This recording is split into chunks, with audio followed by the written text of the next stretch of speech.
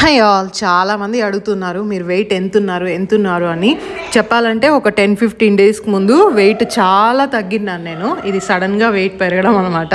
69.6 ఉన్నాను. దీనికి రీజన్ నాకు తెలుసు, దాన్ని రెక్టిఫై చేసుకోవడానికి ట్రై చేస్తున్నాను.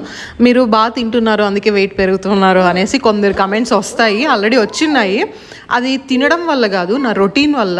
ఇది నేను వచ్చి ఒక 6-7 ఇయర్స్ నుంచి అబ్జర్వ్ చేస్తున్నాను. నేను రొటీన్ని కొంచెం అలా స్కిప్ చేశాను కూడా, మిస్ చేశాను అనుకోండి, నాది వెయిట్ చాలా పెరిగిపోతుంది. ఆ రొటీన్ని నేను మళ్ళీ బ్యాక్ తెచ్చుకున్నాను అనుకోండి, ఎంత తింటూ ఉన్నా కూడా వెయిట్ పెరగను.